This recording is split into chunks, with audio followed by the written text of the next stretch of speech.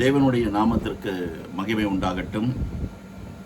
வானத்தையும் பூமியையும் அண்ட சராசரங்களையும் சிருஷ்டித்த சர்வ வல்லமை உள்ள தேவனுடைய நாமத்தினாலே மீண்டும் ஒரு விசை உங்கள் அனைவரையும் என்னுடைய யூடியூப் சேனல் மூலமாக சந்திப்பதில் கர்த்தருக்குள் மகிழ்ச்சி அடைகிறேன். அனைவருக்கும் வணக்கம். பிரியமானவர்களே, கடந்த சில வாரங்களாக நம்முடைய முற்பிதாக்கள் என்று அழைக்கப்படுகிற யாக்கோபு அவர்களுடைய மகன்கள் 12 பேர், அந்த 12 பேரையும் கோத்திர பிதாக்கள் என்று வேதம் நமக்கு அறிமுகப்படுத்துகிறது. பிரியமானவர்களே, 5 fingers are not alike என்று சொல்லியிருந்தன. 5 விரல்களும் சமநிலையில் இருப்பதில்லை.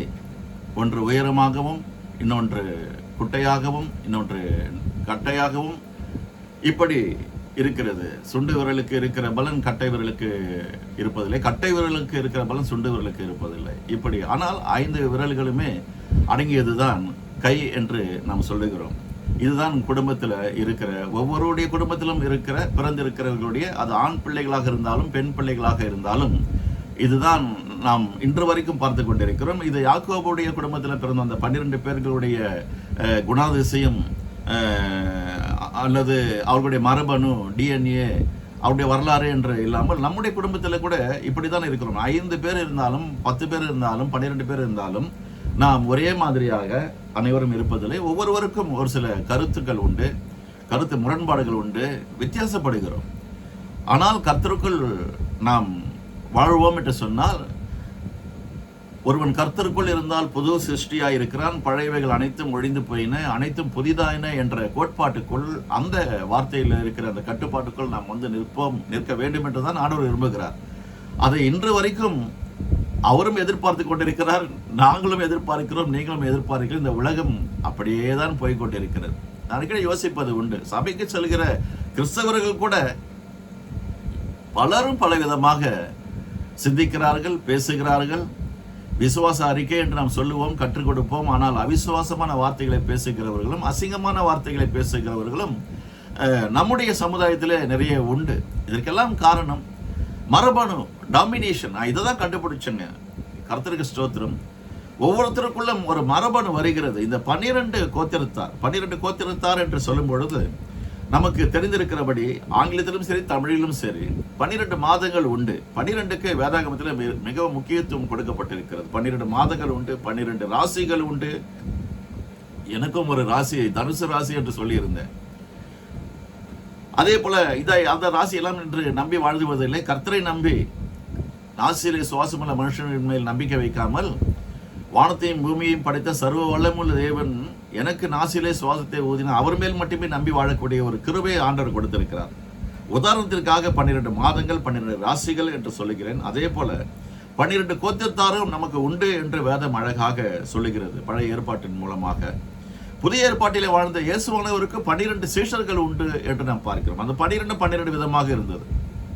அதில் ஒன்று, ஒரு சீஷன் யூதாஸ் காரியோத்து கொலையாளியாகவே காட்டி கொடுக்கக்கூடிய ஒரு மனுஷனாக, ரத்த வெறியனாக மாறி போனார். 30 வெள்ளிக்காசுக்காக நம்முடைய ரட்சகரை காட்டி கொடுத்த மனுஷன்.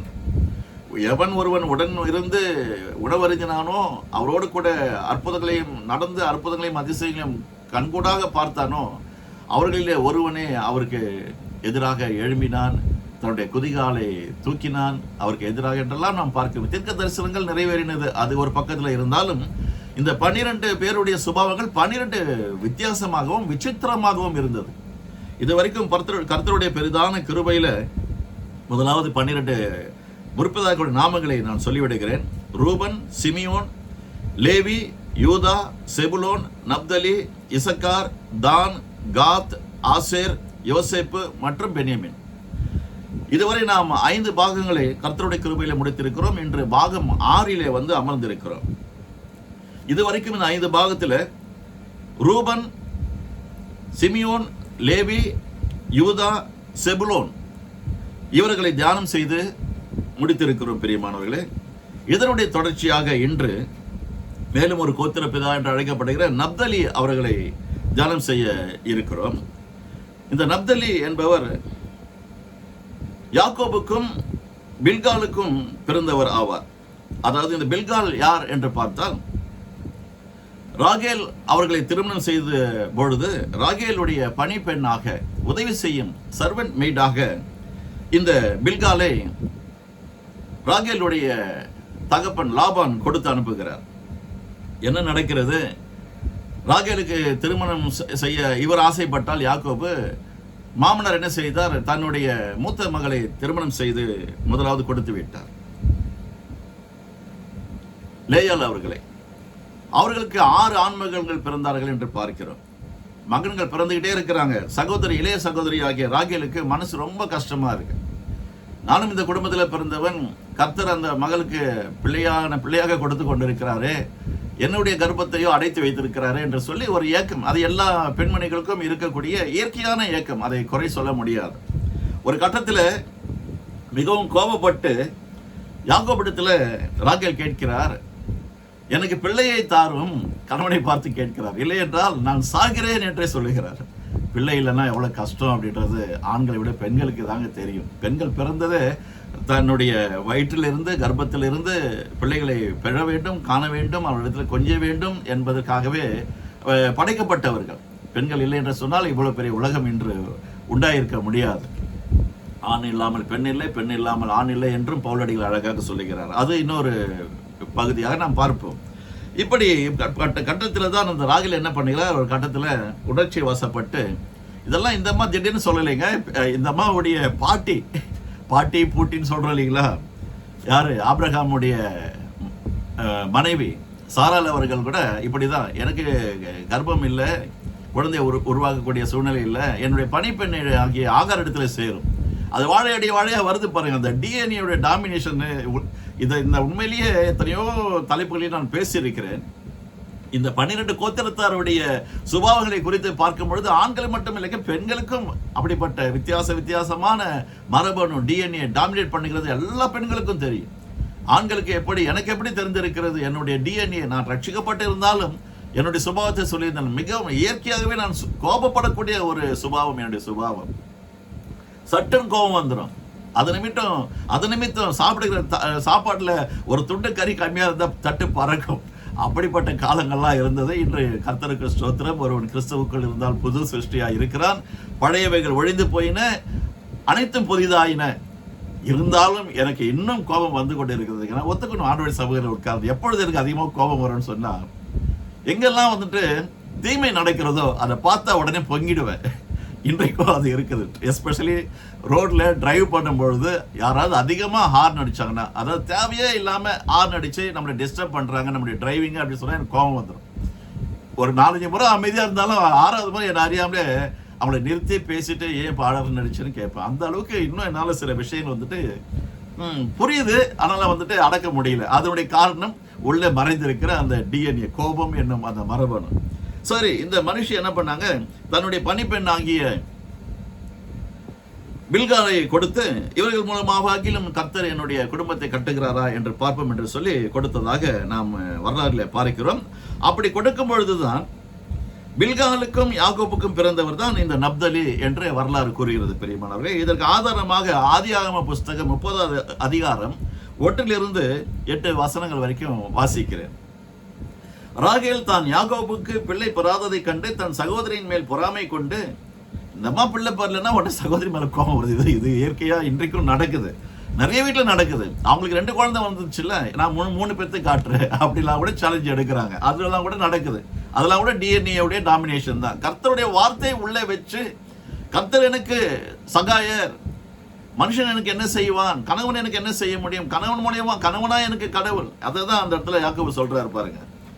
பொறுமையும் விசுவாசமும் அதிகமா ஒரு மனுஷனுக்குள்ள இருந்தா இந்த டிஎன்ஏவெல்லாம் கொஞ்சமா நம்ம என்ன பண்ணலாம், கட்டுப்படுத்தி கொண்டு வரலாங்க. முடியாதது ஒன்றுமே இல்லை. என்றால் அது இயலும், முடியும் என்று நினைத்தால் அது முடியும். ராகேல் தான் யாக்கோபுக்கு பிள்ளைகளை பெறாததை கண்டு தன் சகோதரியின் மேல் பொறாமை கொண்டு யாக்கோபை நோக்கி, எனக்கு பிள்ளை கொடும், இல்லாவிட்டால் நான் சாகிறேன் என்றார். பயங்கரமான ஸ்டேட்மெண்ட் இது. அந்த அளவுக்கு ஸ்ட்ரெஸ் ஆயிடுச்சாங்க. வயசு ஆகிட்டே இருக்கு, குழந்தை இல்லையே அப்படின்னு ஒரு ஸ்ட்ரெஸ். அப்பொழுது யாக்கோபு ராகேலின் மேல் கோபம் கொண்டு, அருமையான ஒரு கோபங்க. என்ன மாதிரி கோபம்னா, மனைவி மேல வந்துட்டு கோபம் இருக்கு, அவர் மேலேயும் கோபப்படுறார். என்ன கோபப்படுறாருன்னா, அப்பொழுது யாக்கோபு ராகேலின் மேல் கோபம் கொண்டு, தேவன் அல்லவோ உன் கர்ப்பத்தை அடைத்திருக்கிறார், நான் தேவனா என்றார். நானா உனக்கு கடவுள்? நானா உனக்கு உன்னை படைத்தவன்? நானா உன்னுடைய தேவன்? நானா உனக்கு? இன்னைக்கு பாருங்க, நிறைய பேர் பிள்ளை பெற்ற உடனே என்ன சொல்றாங்க, ஆண் பிள்ளைங்களாம் கணவன்மார்கள் மாறு தட்டிக்கிறாங்க, நான் பிள்ளையை பெற்றுட்டேன். நம்ம பிள்ளை பெருக்கிறது இல்லைங்க. நம்ம வந்து ஜஸ்ட் ஒரு கருவி, ஒரு இன்ஸ்ட்ருமெண்ட். ஆண்டவருடைய கரத்தில் இருக்கிற ஒரு சின்ன கருவி. நம்மை கொண்டு குழந்தைகளை பெற்றெடுக்கிறார் கர்த்தர். அவருக்காக பெற்றெடுத்த பிள்ளைகள் தான் நீங்களும் நானும். அப்படித்தான் வேதம் சொல்லுகிறது. எனக்காக பெற்ற பிள்ளைகள், என் ஜனங்கள் என் துதியை சொல்லி வருவார்கள். இப்படிதான் வேதம் நமக்கு சொல்லுது. நான் வந்து பிள்ளையை கொடுக்க முடியாது, ஏன்னா அப்படிப்பட்ட சக்தி நான் இறைவனும் கிடையாது. அழகா யாக்கோபு சொல்றாரு. அவருக்கு ஒரு முத்தத்தை கொடுத்துடலாம்னு நினைக்கிறேன். அருமையான ஸ்டேட்மெண்ட். உனக்கு எதுக்கு இவ்வளவு கோபம்? உன்னுடைய அக்காவுக்கு குழந்தைய கொடுத்திருக்கிற கடவுள் நான் கொடுக்கல, அவர் தான் கொடுத்திருக்கிறார். உனக்கும் கொடுப்பாரு. விசுவாசத்தோட இரு. விசுவாசித்தால் தேவனுடைய மகிமை காண்பாய். அது எங்க போச்சு உனக்கு அப்படின்னு கேட்கிறார். அப்பொழுது அவள், இதோ என் வேலைக்காரியாக, உடனே டிசிஷன் எடுக்கிறாங்க. இந்த டிசிஷன் அவங்க பாட்டி கிட்ட இருந்து வந்துருச்சு, சாராள் அம்மா கிட்ட இருந்து. ஆகாரை கொடுத்தது போல, இதோ என்னுடைய அடிமை பெண்ணாகிய, எகிப்து தேசத்து அடிமை பெண்ணாகிய ஆகார் இருக்கிறார், அவரோடு கூட பிள்ளையை பெற்று நம்முடைய குடும்பத்திற்கு வாரிசை உண்டாக்கும் என்று கேட்கிறார். அது அப்படியே இந்த அவருக்கு பிறகு பிறந்த இரண்டாவது மூன்றாவது வாரிசுல அவளுடைய மருமகளும் இப்படியே கேட்கிறதாக நாம் பார்க்கிறோம். வேதம் ரொம்ப அருமையான வேதங்க. தேனிலும் மதுரமான வேத புத்தகம் தான் இந்த வேத புத்தகம். இது தேன்கூடு போல இருக்கிறது. படிக்க படிக்க வரலாற்றை எல்லாம் வாசிக்க வாசிக்க வாசிக்க தேவன் நம்மோடு கூட இருந்து நம்முடைய குடும்பத்தை எப்படியெல்லாம் வளர்க்கிறார், வளர்த்தெடுக்கிறார், உயர்த்துகிறார் என்று பார்க்கிற பொழுது அவர் பாதத்திலே அமர்ந்து இரவும் பகலும் துதித்து கொண்டே இருக்க வேண்டும், நன்றி சொல்லிக்கொண்டே இருக்க வேண்டும் பிரியமானவர்களே. அப்பொழுது அவள், இதோ என் வேலைக்காரியாகிய பில்கால் இருக்கிறாளே, அவள் என் மடிக்கு பிள்ளைகளை பெறவும் அவளால் ஆகிலும் என் வீடு கட்டப்படவும் அவளிடத்தில் சேரும் என்று சொல்லி அவனுக்கு தன் வேலைக்காரியாகிய பில்காலை மனைவியாக கொடுத்தால். அப்படியே யாக்கோபு அவளை சேர்ந்தான். பில்கால் கர்ப்பவதியாகி யாக்கோபுக்கு ஒரு குமாரனை பெற்றாள். அப்பொழுது ராகேல், தேவன் என் வாழ்க்கை தீர்த்து என் சத்தத்தையும் கேட்டு எனக்கு ஒரு குமாரனை கொடுத்தார் என்று சொல்லி அவனுக்கு தான் என்று பெயரிட்டாள். மறுபடியும் ராகேலின் வேலைக்காரியாகிய பில்கால் கர்ப்பவதியாகி யாக்கோபுக்கு இரண்டாம் குமாரனை பெற்றாள். அப்பொழுது ராகேல், நான் மகா போராட்டமாய் என் சகோதரியோடு போராடி மேற்கொண்டேன் என்று சொல்லி அவனுக்கு நப்தலி என்று பெயரிட்டாள் என்று வரலாறு கூறுகிறது பிரியமானவர்களே. அந்த அம்மா வந்துட்டு ராகேல் மேலதான் நம்முடைய முற்பதாகிய யாக்கோபு அதிகமா காதல் வயப்பட்டிருந்தார். கடைசியாக என்னவெல்லாம் நடந்தது என்று வரலாறு நமக்கு கூறுகிறது. இந்த மனுஷிக்கும் ஆண்டவர் 2 ஆண் பிள்ளைகளை கொடுத்தார். ராகேல் அவர்களுக்கும், ஒன்று யோசேப்பு, இன்னொன்று பென்யமீன். அதை நாம் அடுத்த பாகங்களிலே வரும்பொழுது அவர்களையும் நாம் கவர் பண்ண போகிறோம். இப்பொழுது நப்தலி என்றால் என்ன அர்த்தம்? நான் மகா போராட்டமாய் என் சகோதரியோட போராடி மேற்கொண்டேன் என்று சொல்லி அவனுக்கு நப்தலி என்று பெயரிட்டார். பிரியமானவர்களே, சகோதரிமார்களே, விசேஷமாக உங்களுடைய குடும்பத்தில் உங்களுடைய தங்கைக்கோ மூத்தவளுக்கோ அல்லது தமையனுக்கோ அல்லது சொந்த பந்தத்திலோ உங்களுக்கு வயதுக்கு ஈடாக இருக்கிறவர்களுக்கு இறைவன் அவர்களுடைய கர்ப்பத்தை கடாட்சித்திருந்தால் சந்தோஷப்படுங்கள், மகிமைப்படுத்துங்கள், அவர்களுக்காக ஜெபியுங்கள். நிச்சயமாக உங்களுடைய கர்ப்பத்தையும் கர்த்தர் ஆசீர்வதிப்பார். இதிலிருந்து பெண்மணிகள் சில பாடங்களை கற்றுக்கொள்ள வேண்டும். கணவன் மேல் சந்தேகப்படக்கூடாது. அவர் ஆண்மை உள்ளவரா என்று சந்தேகப்படக்கூடாது. அவர் இயலாதவரா என்று சொல்லக்கூடாது, கோபப்படக்கூடாது. பக்கத்து வீட்டில் போயிட்டு இதை பற்றிலாம் சொல்லிட்டு இருக்கக்கூடாது. இறைவனை இடத்திலே முறையிட வேண்டும். எவ்வளவு அழகா யாக்கோபு சொல்றாரு, நம்முடைய தேவனை குறித்து கொஞ்சமாகிலும் உனக்கு அன்பு இருக்குதா, நேசம் இருக்கா, பாசம் இருக்கா, விசுவாசம் இருக்கா? ஏன்னா அந்த அம்மாவுடைய வரலாறு வேற, பின்னணி வேற. தகப்பனுடைய தெய்வங்கள் எல்லாம் இந்த உலக பிரகாரமான விக்கிரகங்களை வழிபட்ட குடும்பத்திலிருந்து அவர்கள் தோன்றினார்கள் என்று பார்க்க முடிகிறது. ஆனால் யாக்கோபு அவர்களுடைய விசுவாசம் பிரம்மாண்டமான விசுவாசம். அதற்காக தான் அந்த மனுஷியை கடிந்து கொள்ளுகிறார். பிறகு என்ன சொல்லுகிறார்? நான் என்ன தேவனா உனக்கு பிள்ளையை கொடுப்பதற்கு? இறைவனிடத்தில் போய் கேள், அவரிடத்துல ஜெபி, அவரிடத்துல உன்னுடைய கண்ணீரை ஊற்று, பாதத்தில் ஊற்று, அவரிடத்தில் மன்றாடு. நிச்சயமாக உன்னுடைய கர்ப்பத்தை ஆண்டவர் தொடுவார், குழந்தைகளை கொடுப்பார் என்று சொல்லி பேசுகிறதாக நாம் பார்க்கிறோம் பெரியமானவர்களே. சரி, இந்த நப்தலினுடைய மரபணு அல்லது அவருடைய குணாதிசயம், அவருடைய டிஎன்ஏ எப்படி இருந்தது என்று நாம் பார்க்க வேண்டும். ஆதியாகம புத்தகம் 49வது அதிகாரத்திற்கு நேராக திருப்பிக் கொள்கிறேன். முதல் 2 வசனங்களை வாசித்து விட்டு பிறகு நப்தலி எப்படி ஆசீர்வதித்தார் தகப்பனாக யாக்கோபு என்பதையும் நான் வாசிக்கிறேன்.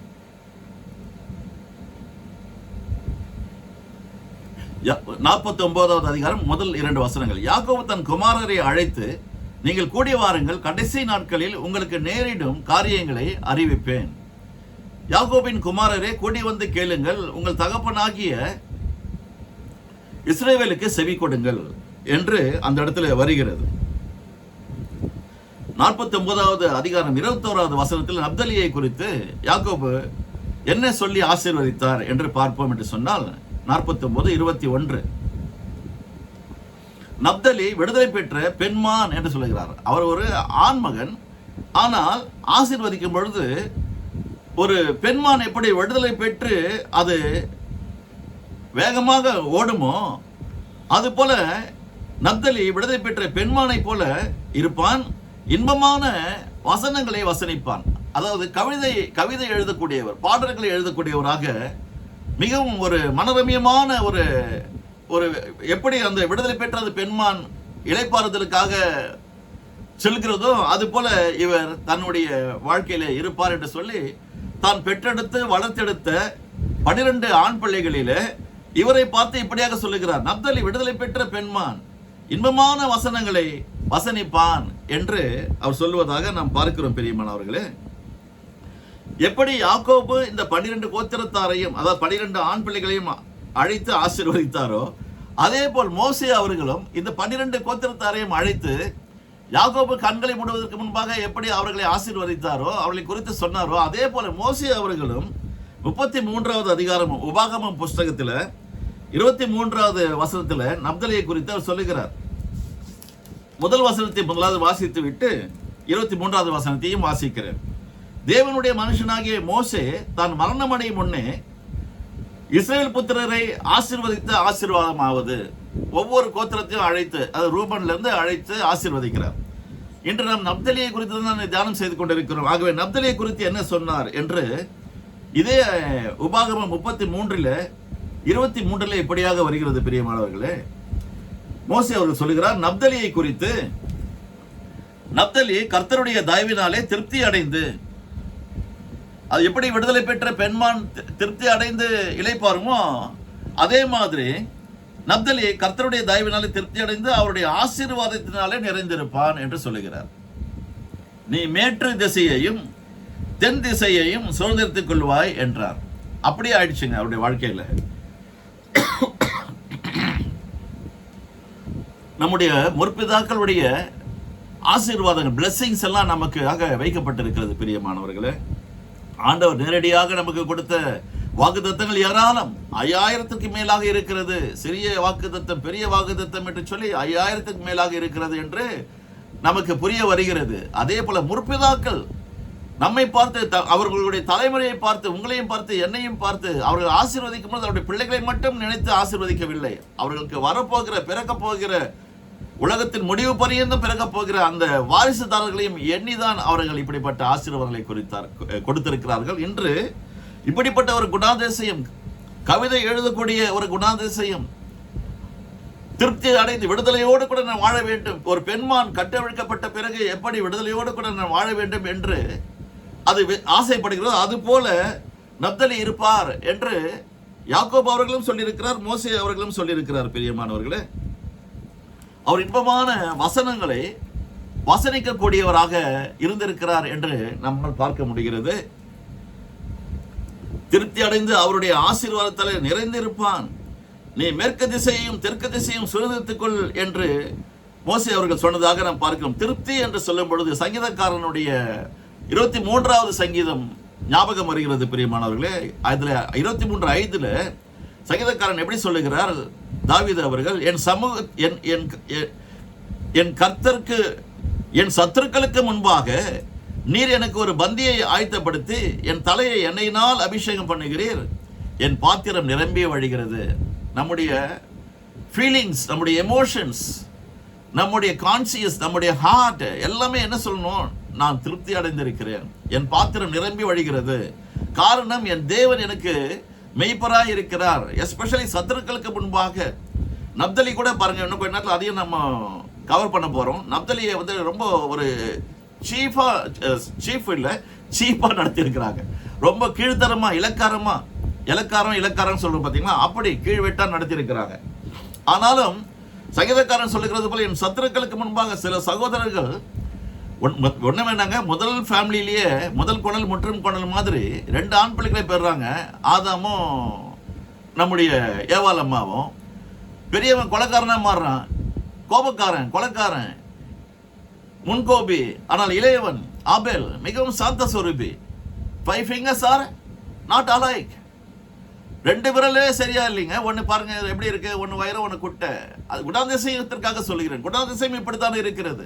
எல்லோருமே நாம் அனைவரும் சமநிலையில் சிந்திப்பதில்லை, யோசிப்பதில்லை.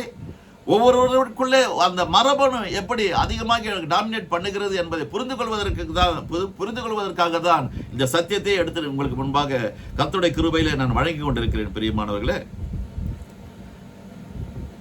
நப்தலியுடைய குணாதிசயம், அவருடைய மரபணு DNA எப்படி இருந்தது என்று வரலாறு எப்படி எல்லாம் கூறுகிறது என்று நான் ஆராய்ந்து பார்க்கும் பொழுது, அழகிய மற்றும் அனைவரையும் தன்னுடைய பேச்சு ஆற்றலினாலே வசீகரிக்கக்கூடியவர். இன்று மேடை பேச்சாளர்கள் என்று சொல்லுகிறோம். ஈவன் நம்மை போல இறைவனுடைய வார்த்தையை பேசுகிறவர்கள் அனைவரும் ஒரே மாதிரி பேசுகிறது. ஒரு சிலருடைய உபதேசம், ஒரு சில போதகர்களுடைய உபதேசத்தை கேட்கும் பொழுது இன்னும் கேட்டுக்கொண்டே இருக்கும். திரும்ப திரும்ப கேட்போம். பாடல் பாடும் பொழுது கூட திரும்ப திரும்ப கேட்போம். லட்சக்கணக்கான வியூஸ் போய்கொண்டே இருக்கிறது. அவ்வளவு அருமையான பாடல் பாடி ராகங்களை இசைக்கருவிகள் இசைத்து அமைத்து அருமையான கேசட்ட ஆல்பமா வெளியிடுறாங்க. இப்படிப்பட்ட தாளந்துகள் இருக்கும் என்று சொன்னால், பாடல் எழுதுகிறவர்கள் நல்ல அருமையாக எந்த விதமான பயம் இல்லாமல் மேடையில ஏறி பல ஆயிரம் பல லட்சம் கணக்கு மக்களுக்கு முன்பாக பேசக்கூடிய தைரியம், ஆற்றல் படைத்தவர்கள் தான் இந்த கோத்திரத்தில் வருகிறவர்கள், பிறந்தவர்கள் என்பதையும் நான் சொல்ல ஆசைப்படுகிறேன். அழகிய மற்றும் அனைவரையும் தன்னுடைய பேச்சு ஆற்றலினாலே வசீகரிக்கக்கூடியவர்கள் என்று நம்மால் பார்க்க முடிகிறது. அவர் யாருக்கும், நப்தலி கோத்திரத்தார் யாருக்கும் அடிமையாக இருக்கக்கூடாது என்று நினைக்கிறவர்கள். எப்படி பெண்மான், விடுதலை பெற்ற பெண்மான் எப்படி நிம்மதியாக வாழ வேண்டும் என்று நினைக்கிறதோ, அது போல எந்த சச்சரவு, சண்டை இல்லாமல் நிம்மதியான வாழ்க்கை வேண்டும் என்று விரும்புகிற கோத்திரம் தான் இந்த நப்தலியின் கோத்திரம் என்று நம்மால் பார்க்க முடிகிறது. நான் சுதந்திரமாக வாழ வேண்டும், எப்பொழுதும் நான் சுதந்திரமாக வாழ வேண்டும் என்று நினைக்கக்கூடியவர்கள். யாரையும் வந்துட்டு நச்சரிச்சுட்டே இருக்க மாட்டாங்க. அவங்க உடன்பிறப்புகளாக இருந்தா கூட, சொந்த பந்தங்களாக இருந்தா கூட, நண்பர்களாக இருந்தாலும் நச்சரிக்கவே மாட்டாங்க. ஒரு சிலர் அப்படி இருக்கிறாங்க. உங்களுக்கு அது நல்லாவே தெரியும், எனக்கு நல்லா தெரியும். நான் யாரையும் நச்சரிக்க மாட்டேங்க. என்னுடைய கோத்திரமே லேவி கோத்திரம்னு சொல்லிட்டு அழகா ஆவியானவர் எனக்கு வெளிச்சம் போட்டு காமிச்சிட்டாரு. எனக்கு பங்கும் அவர்தான், பாகமும் அவர்தான். பிரியமானவர்களே, நான் பசியா இருந்தால் உங்க இடத்துல புசிக்க ஒரு பிளேட் உணவு கூட கேட்க மாட்டேன், தண்ணீரை கூட கேட்க மாட்டேன். என் தேவன் தான் எனக்கு ஜீவ நீரூற்று, ஜீவ அப்பம் நானே என்று சொன்னவர்தான் எனக்கு அப்பமும் எனக்கு தண்ணீருமா இருக்கிறார். பிரியமானவர்களே, கர்த்தருடைய சமூகத்தில் இருந்து இந்த லேவி கோத்திரத்தினருடைய வைராகியம் மோசே அவர்களுக்கு இருந்தது, லேவி அவர்களுக்கு இருந்தது. அதையெல்லாம் நாம் தியானித்து முடித்திருக்கிறோம். அந்த வாரிசிலே நான் வருகிறேன். அந்த DNA எனக்குள்ள இருக்கிறது. கர்த்தருடைய கிருபையில ஆவியாருடைய உதவியோடு கூட அதை வெளிச்சம் போட்டு காட்ட என்னுடைய வாழ்க்கை, என்னுடைய தரம் எப்படி அமைந்து விட்டது, தெரிந்தோ தெரியாமலோ அது அப்படிதான் அமையும். என்னுடைய மறுபடியும் பிறந்த வயது 35 ஆண்டுகள் அனுபவம். இந்த 35 ஆண்டுகளில் நான் இதை தான் பார்த்தேன். அதுக்கு முன்பு ஒரு 26 வருடங்கள் உலக பிரகாரமான வயது 62, அது 26 வயது வரைக்கும் ரட்சிக்கப்படாத நாட்களிலும் அப்படித்தான் நான் வாழ்ந்தேன். அவரே தான் என்னை அன்றும் இன்றும் என்றென்றும் நடத்தி கொண்டிருக்கிறார். பிரியமானவர்களே, அது லேவியின் கோத்திரத்தினுடைய மரபணு. இந்த நப்தலி எப்படி இருப்பார்? சுறுசுறுப்பாக இருக்கக்கூடியவர்கள். நப்தலி கோத்திரத்தார் ஒரு லேசி கூஸ் மாதிரி இருக்க மாட்டாங்க. எப்படி சோம்பேறியே நீ எரிமனிடத்தில் போய் கற்றுக்கொள், அதிபதியோ தளபதியோ இல்லை என்று சொன்னாலும் மழை காலத்தில் சேர்த்து வைப்பதற்காக தன்னுடைய உணவை கோடை காலத்தில் வெளியே சென்று மிகவும் வேக வேகமாக கொண்டு தன்னுடைய வீட்டிலே வைக்கிறது என்று சாலமோன் சொல்லுகிறார் நீதிமொழிகளில். அப்படிப்பட்ட சுறுசுறுப்பு உள்ள மனிதர்கள் தான், பிள்ளைகள் தான் இந்த நப்தலி கோத்திரத்தார். அப்படி நீங்கள் இருப்பீர்கள் சொன்னால் நீங்கள் நப்தலி கோத்திரத்தில் வருகிறீர்கள். சில சோம்பலாவே இருப்பாங்க. மாமனார் சம்பாதிப்பாரு, மருமகன் உட்கார்ந்து வீட்டில் சும்மா சாப்பிட்டு இருப்பாரு. அண்ணன் தம்பிங்க சம்பாதிப்பாங்க, இவர் தண்டசோறு சொல்லுவாங்களே, அப்படி இல்லை இந்த கோத்திரம். நல்லா சுறுசுறுப்பா தன் காலில் தான் நிற்கணும். நான் யாருக்கும் தொல்லை கொடுக்கக்கூடாது, நான் யாரையும் சீண்டக்கூடாது, நான் சாந்த சொருபியா இருக்கணும், விடுதலை பெற்ற பெண்மனை போல இருக்கணும் என்று நினைக்கிற மரபணு தான் இந்த நப்தலியின் மரபணு என்று வேதம் அழகாக பட்டியலிட்டு காண்பிக்கிறது. அடுத்தபடியாக பாடல்கள் கவிதைகள் எழுதும் ஆற்றல் இவர்களுக்குள் அதிகமாக இருந்தது என்றும் நம்மால் பார்க்க முடிகிறது. பிரியமானவர்களே, திறமையான போர் வீரர்களாக இருந்திருக்கிறார்கள். எவ்வளவு ஒரு ஒரு தைரியம் உள்ள குணம் கொண்ட கோத்திரம் இது. திறமையான போர் வீரர்கள். போருக்கு போனா தோற்றெல்லாம் வரமாட்டாங்க, ஜெயம் எடுத்துக்கொண்டு தான் வருவார்கள். திறமை, அப்படிப்பட்ட திறமை. உதாரணமாக நீதிபதிகள் காலத்தில் சிசராவின் படைகளை எதிர்த்து போராடிய பாராக்கிற்கும் பக்கபலமாக நப்தலி மற்றும் செபுலோன் கோத்திரத்தார் தங்கள் உயிரையும் மாய்த்து துணிச்சலோடு போரிட்டனர் என்றும் நம்மால் பார்க்க முடியும். துணிச்சலோடு, வீரத்தோடு கூட. வீரம் நிறைந்த மனிதர்கள் இவர்கள். கோழைகளோ கோமாளிகளோ அல்ல, சாந்தமுள்ளவர்கள். இறைவனை மகிமைப்படுத்தக்கூடிய அளவிற்கு பாடல்களை எழுதி பாடி இறைவனை போற்றக்கூடியவர்கள். பயமில்லாமல் மேடைகளிலே ஏறி இறைவனுடைய வார்த்தையை உபதேசிக்கக்கூடியவர்கள், பேச்சாற்றல் மிக்கவர்கள் என்றும் நம்மால் பார்க்க முடிகிறது. மற்றும் ஒற்றுமையையும் நல்லெண்ணத்தையும் வளர்ப்பதில் நப்தலி கோத்திரத்தார் முக்கியமாக பங்காற்றி இருக்கிறார்கள். நிறைய காரணங்கள் சொல்லலாம். அப்படி குடும்பத்தில் எங்கேயாகிலும் சண்டை சச்சரவு புரிந்து கொள்ளாம இருக்குது என்று சொன்னால் இந்த கோத்திரத்தார் தான், இந்த நப்தலி தான் என்ன பண்ணுவார், அவங்களெல்லாம் வந்துட்டு சாப்டன் பண்ணுவார். அமைதியா இருங்க, வேண்டாம், கோபம் வேண்டாம், மூர்க்கம் வேண்டாம், நம்முடைய குடும்பம் தானே, நம்முடைய சகோதரர்கள் தானே, நம்முடைய தாய் தகப்பன் தானே, நம்முடைய நண்பர்கள் தானே, நம்முடைய இனத்தார் தானே, அமைதி அமைதி அமைதி என்று விடுதலை பெற்ற பெண்மானை போல இவர்கள் அமைதியை நாடி வாழக்கூடிய ஒரு கோத்திரத்தார். அப்படிப்பட்ட மரபணு நப்தலியுடைய மரபணு. I like this DNA. மேலும் நப்தலி பல சமயங்களில் மற்ற சகோதரர்களை விட தாழ்ந்த நிலையில் வைக்கப்பட்டாலும் ரொம்ப கீழே வச்சுதான் இவருடைய முன்பு பிறந்த மூத்த சகோதரர்களாம் ட்ரீட் பண்ணியிருக்கிறாங்க. அது அவருக்கு தெரியும். ஆனாலும் மிகுந்த பணியுடனும் கடவுளின் சித்தத்திற்கும் கீழ்ப்படிந்து வாழ்ந்ததாக நம்மால் பார்க்க முடிகிறது. ஆண்டவர் என்ன செய்யணும்னு நினைக்கிறார், அது செய்யட்டும்பா. அவருடைய உத்தரவு இல்லாமல் என் தலையில் இருக்கிற ஒரு முடி கூட கீழே விழப்போவதில்லை, அது எனக்கு நன்றாகவே தெரியும். ஆகவே என்னுடைய அண்ணன் தம்பிமார்கள், என் குடும்பத்தார், என்னுடைய எதிரிகள் எனக்கு என்ன செய்ய முடியும், கர்த்தர் என்னோடு கூட இருக்கிறார் என்ற அப்படிப்பட்ட ஒரு சாஃப்ட் நேச்சர், சாஃப்ட் கேரக்டர் கொண்ட மரபணு தான் இந்த நப்தலியின் மரபணு என்று பார்க்கிறோம். எப்படி யாக்கோபு நப்தலியை ஆசீர்வதித்தாரோ அதே போல் மோசே அவர்களும் ஆசீர்வதித்தார். 2 பேரும் ஆசீர்வதித்தது ஒரே விதமான ஆசீர்வாதம். அப்படியே அவர்கள் வாழ்ந்து முடித்திருக்கிறார்கள். இன்றும் அவருடைய கோத்திரத்தாராக நீங்கள் இந்த பூமியில எந்த ஒரு இடத்துல வாழ்ந்து கொண்டிருப்பீர்கள் என்று சொன்னால், இப்படிப்பட்ட ஒரு கேரக்டர், இப்படிப்பட்ட ஒரு சாஃப்ட் கேரக்டர், இப்படிப்பட்ட ஒரு டேலண்ட் உங்களுக்குள்ள இருக்குன்னு சொன்னா நீங்க நப்தலி கோத்திரத்துல வந்துருக்கீங்க. அந்த டிஎன்ஏ உங்களுக்குள்ள டாமினேட் பண்ணி கொண்டிருக்கிறது என்று நீங்கள் இறைவனை துதிக்கலாம். பெரியமானவர்களே, உதாரணத்திற்கு யாரை போல இவர்கள் வாழ்ந்தார்கள் என்று பார்த்தால், முதல் குடும்பத்தில் பிறந்த ஆபேல் எப்படி ஒரு சாஃப்ட் கேரக்டரா, இறைவனுக்கு பிரியமான ஒரு மனுஷனா, உகந்த காணிக்கையை கொண்டு வந்து படைக்கிற மனுஷனாக அந்த ஆபேல் அந்த நாளிலே வாழ்ந்து தன்னுடைய கண்களை மூடினார். சாஃப்ட் கேரக்டரான அண்ணங்காரன் காயின் கொன்றே போட்டான் என்று பார்க்கிறோம். அவருடைய டிஎன்ஏ அப்படி, ஆபேலுடைய டிஎன்ஏ இப்படி very soft nature, soft character. அதே போல நம்முடைய முற்பிதாவாகிய யோசேப்பு, இன்னும் வருகிற காலங்களிலே ஒரு சில வாரங்களிலே அவரையும் நாம் தியானம் செய்ய இருக்கிறோம். அருமையான ஒரு தேவ மனுஷர் அவர். யோசேப்பு எப்படி விற்கப்பட்டார், அடிமையாக எண்ணப்பட்டு அடிமைகளை விற்கிறது போல 20 வெள்ளிக்காசுக்கு யோசேப்பு அவர்களை விற்று போட்டார்கள் என்று பார்க்கிறோம்.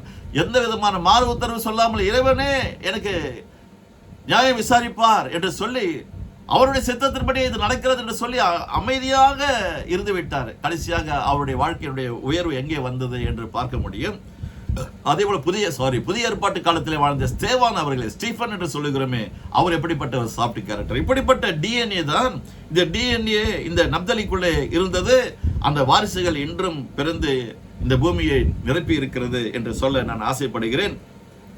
கடைசியாக அவருடைய மரபணு எப்படி எல்லாம் இருந்தது என்று பார்ப்போம் என்று சொன்னால், டெபோரா என்பவர் நம்ம எல்லாருக்கும் தெரியும். டெபோரா காலத்து பாடல்களில் நப்தலியினர் தங்கள் உயிரையும் துச்சமாக எண்ணி போரிட்டவர்கள் என புகழப்படுகிறார்.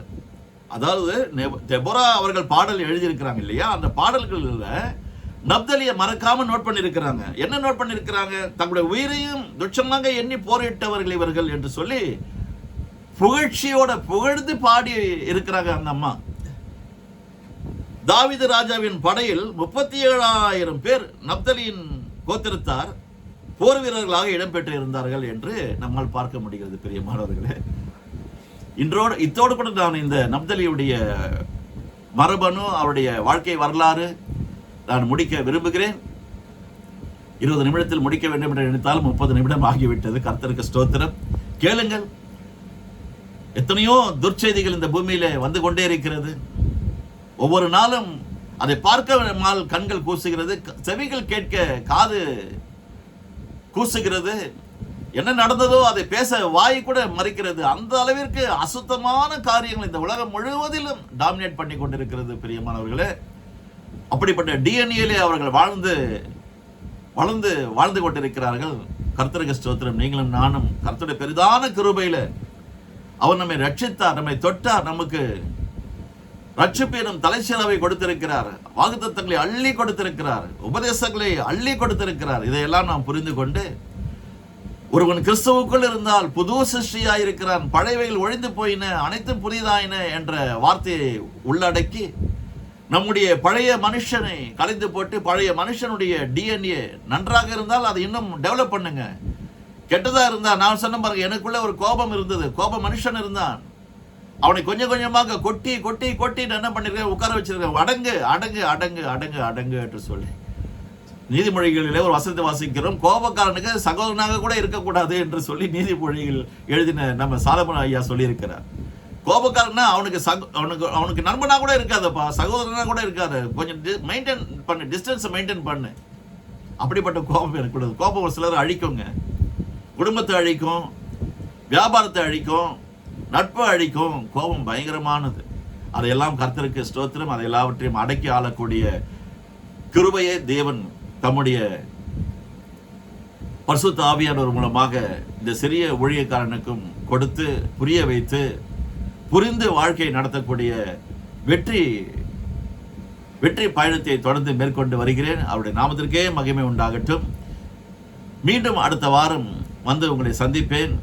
மேலும் ஒரு கோத்திரத்தார் அவர்களை குறித்து நாம் தியானம் செய்ய இருக்கிறோம். இந்த 12 கோத்திரத்தாரையும் முடித்துவிட்டு நாம் புதிய ஏற்பாட்டுக்குள்ளே நுழைய போகிறோம். இயேசுவானவருடைய வாயிலிருந்து பிறந்த எத்தனையோ ஊழியக்காரர்கள் அவருக்கு பிறகு பேசியிருந்தாலும் முதலாவது என்று சொல்ல ஏற்கனவே நான் பேசியிருக்கிறேன் யூடியூப் சேனல்ல. இயேசுவானவருடைய வாயிலிருந்து பிறந்த ஒவ்வொரு வார்த்தைகளும் அவருடைய உபதேசங்களும் அதுக்குள்ளே இருக்கிற சத்துவங்களும் என்ன என்பதை நாம் அக்கவேராக ஆணிவேராக தியானம் செய்ய இருக்கிறோம். பிரியமானவர்களே, கர்த்தர் தாமே உங்கள் அனைவரையும் ஆசீர்வதிப்பாராக. நீங்கள் எந்த இடத்துல வாழ்ந்து கொண்டிருந்தாலும் அவருடைய கிருபை உங்களோடு கூட இருக்கட்டும் என்று சொல்லி உங்கள் அனைவரையும் ஆசீர்வதித்து வணக்கத்தை தெரிவித்துக் கொண்டு விடைபெறுகிறேன். நன்றி, வணக்கம். God bless you all. Bye bye. See you again.